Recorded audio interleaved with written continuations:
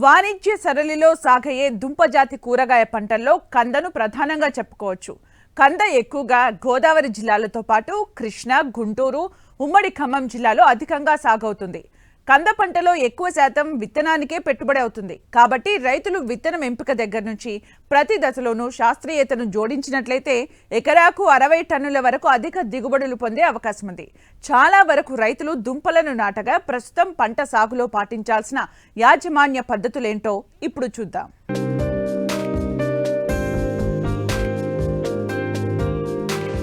ఈ మధ్య కాలంలో రైతులు కూరగాయల పంటలకే ఎక్కువ ప్రాధాన్యం ఇస్తున్నారు. ఇంటి బయట, ఇంటి మీద ఎక్కడైనా సులువుగా కూరగాయల్ని సాగు చేస్తున్నారు. అలాంటి పంటలో కంద సాగు ఒకటి.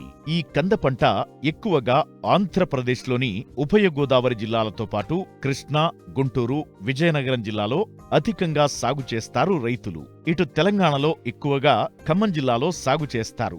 ఈ పంట సాగు మే, జూన్ నెలలో మొదలు పెడతారు. అటు గోదావరి జిల్లాల్లో నవంబర్, డిసెంబర్ నెలలో కంద నాటుతుంటారు. రైతులు విత్తనాల దగ్గర నుంచి ప్రతి దశలో జాగ్రత్తలు పాటిస్తే ఎకరాకు 60 నుండి 65 టన్నుల వరకు దిగుబడిని తీయవచ్చు. అయితే ఇప్పటికే నాటిన ప్రాంతాల్లో ఎలాంటి యాజమాన్యం చేపట్టాలి, చీడపీడల నివారణకు ఎలాంటి సస్యరక్షణ చర్యలు చేపట్టాలో తెలియజేస్తున్నారు పశ్చిమ గోదావరి జిల్లా కొవ్వూరు ఉద్యాన పరిశోధనా స్థానం ప్రధాన శాస్త్రవేత్త డాక్టర్ మమత. ముఖ్యంగా మన రాష్ట్రంలో చూసుకున్న దుంపజాతి పంటలో చూసుకున్నట్లయితే కంద చాలా ముఖ్యమైనది. ఎందుకంటే కంద పంటకి వాణిజ్యపరంగా కూడా చాలా ప్రాముఖ్యత ఉన్నది. ముఖ్యంగా కంద సాగులో కొన్ని జాగ్రత్తలు తీసుకున్నట్లయితే మనకి మంచి దిగుబడులు పొందటానికి అవకాశం ఉంది. ప్రధానంగా రకాల్లో చూసుకున్నట్లయితే మనకి గజేంద్ర అనే రకం ఉంది. ఇది భారతదేశంలోనే చాలా ప్రాచుర్యం పొందినటువంటి ఈ రకము. ఈ రకమును మన ఉద్యాన పరిశోధనా స్థానము కొవ్వూరు నుంచి 1991 సంవత్సరంలో విడుదల చేయడం జరిగింది. ఈ రకము ఏంటంటే అధిక దిగుబడి అంటే ఇంచుమించు హెక్టార్కు చూసుకున్నట్లయితే 60 నుంచి 65 టన్నుల దిగుబడిని ఇస్తుంది. అంతేకాకుండా ఇది కాల వ్యవధి చూసుకున్నట్లయితే 180 రోజుల నుంచి 210 రోజుల వరకు కూడా దీని యొక్క పంట కాల పరిమితి. ముఖ్యంగా ఈ రకము ఎక్కువగా ఎక్స్పోర్ట్ చేయడానికి అంటే ఎగుమతికి కూడా చాలా అనువైనటువంటి రకము. ఎందువల్లంటే ముఖ్యంగా ఇందులో మనకి కందలో చూసుకున్నట్లయితే దురదను కలిగించేటువంటి ఆక్సలేట్ల శాతము చాలా తక్కువగా ఉంటుంది ఈ రకంలో. దాని కారణం చేతే మనకి ఈ రకం అనేది బాగా ప్రాచుర్యం పొందింది. అంతేకాకుండా ఈ గజేంద్ర అనే రకంలో మిగిలిన పిండి పదార్థం కానివ్వండి, అలాగే ఖనిజ లవణాలు, ముఖ్యంగా విటమిన్లు, విటమిన్ ఏ కూడా ఎక్కువగా ఉండటం గమనించడమైనది. ముఖ్యంగా కంద సాగు చేసుకునేటువంటి కాలాన్ని కనుక చూసుకున్నట్లయితే ప్రధానంగా మే, జూన్ నెలల్లో నాటుకోవచ్చు. అయితే కృష్ణా, గుంటూరు, అలాగే విజయనగరం కానీ విశాఖపట్నం జిల్లాల్లో అయితే మనము వర్షాధారంగా మే, జూన్ నెలల్లో నాటుకోవటం అనేది జరుగుతుంది. ముఖ్యంగా ఈ తూర్పు పశ్చిమ గోదావరి జిల్లాల్లో ఏంటంటే ఎక్కువగా నవంబర్, డిసెంబర్ నెలలో నాటుకోవటం అనేది ఆనవాయితీగా వస్తుంది. ముఖ్యంగా నేలలు చూసుకున్నట్లయితే మనకి కందకు బాగా సారవంతమైనటువంటి నేలలు, అలాగే మురికినీటి సదుపాయం బాగా ఉండేటువంటి నేలలు చాలా ముఖ్యము. ఎందుకంటే కంద బరువైన నేలల్లోనే ఎక్కువగా మనకి దిగుబడి ఇవ్వడానికి అవకాశం ఉంది. అయితే ఏదైతే నేలలో మనము కంద సాగు చేస్తున్నామో ఆయా నేలల్ని బాగా దుక్కి చేసుకుని మనము వర్షాలు పడిన తర్వాత మనము నాటుకోవటం అనేది మంచిది.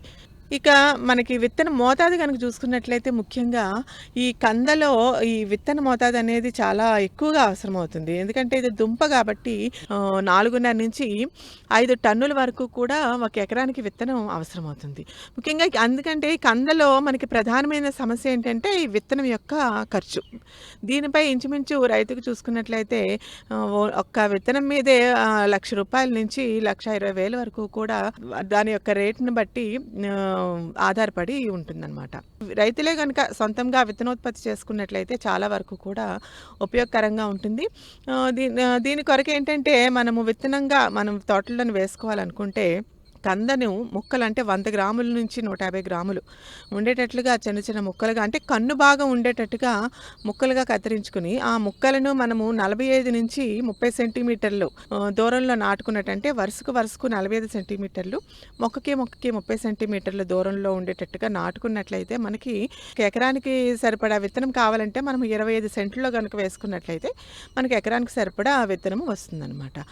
ముఖ్యంగా ఏంటంటే ఖరీఫ్లో 300 నుంచి 450 గ్రాముల వరకు కూడా విత్తనం వేసుకోవాలి. ఇకపోతే అన్ని పంటల్లాగానే మనము ఈ కందులో కూడా విత్తన శుద్ధి అనేది తప్పనిసరిగా చేసుకోవాలి.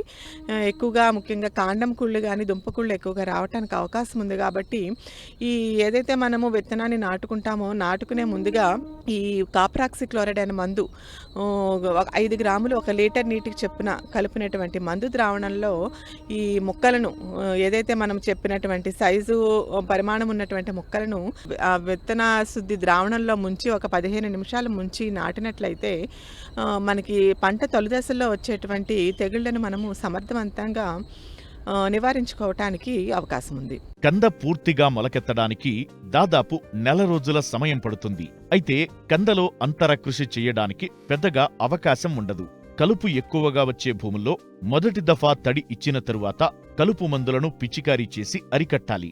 అలాగే సిఫార్సు చేసిన మేరకు ఎరువులను సమయానుకూలంగా అందించాలి. ముఖ్యంగా ఈ కందులో చూసుకున్నట్లయితే మనము దుంప నాటిన తర్వాత 35 నుంచి 40 రోజుల వరకు కూడా అంటే ఎంత బాగా ఆరిన దుంపను మనం విత్తనంగా వాడాము అనే దాన్ని బట్టి మనకి 35 నుంచి 40 రోజుల సమయం పడుతుంది.